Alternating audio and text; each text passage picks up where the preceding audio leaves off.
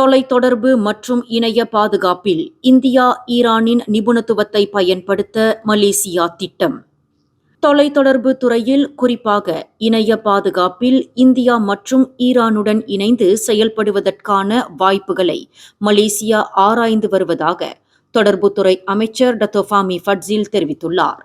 நேற்று நடைபெற்ற உலக தொலைத்தொடர்பு மேம்பாட்டு மாநாடு 2025 பங்கேற்ற பிறகு செய்தியாளர்களிடம் பேசிய ஃபாமி ஃபட்சில், இந்தியா மற்றும் ஈரான் நாட்டின் தொடர்புத்துறை அமைச்சர்களை சந்தித்து தான் பேச்சுவார்த்தை நடத்தியதாக குறிப்பிட்டார்.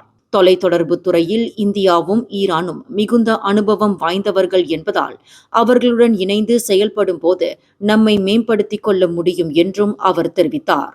குறிப்பாக இணைய மோசடிகளை அவர்கள் கையாளும் விதமும், இணைய பாதுகாப்பை வலுப்படுத்துவதில் அவர்களின் அனுபவமும் மக்களுக்கு மிகவும் பயனளிப்பதாக ஃபாமி ஃபட்சில் தெரிவித்தார். அதேவேளையில், தொலைத்தொடர்பு துறையில் ஈரானுடனான புரிந்துணர்வு ஒப்பந்தம் விரைவில் கையெழுத்தாகவுள்ளதாக குறிப்பிட்ட ஃபாமி ஃபட்சில், அமைச்சரவையில் அது பரிசீலனையில் இருப்பதாகவும் தெரிவித்தார். இதனிடையே 2026 ஆண்டு நவம்பர் மாதம் நடைபெறவுள்ள சர்வதேச தொலைத்தொடர்பு ஒன்றிய கவுன்சில் தேர்தலில் மலேசியா தனது இடத்தை தக்க வைத்துக் கொள்ளும் நோக்கம் இருப்பதை இரு நாட்டு அமைச்சர்களுடன் பகிர்ந்து கொண்டதாகவும் ஃபாமி ஃபட்சில் தெரிவித்தார். மேலும் செய்திகளை தெரிந்து கொள்ள கீழே இருக்கும் பெல் பட்டனை அழுத்துங்கள். உங்கள் மகிழ்ச்சியை வெளிப்படுத்த லைக் மற்றும் ஷேர் செய்யுங்கள். தொடர்ந்து திசைகளோடு இணைந்திருக்க சப்ஸ்கிரைப் செய்யுங்கள்.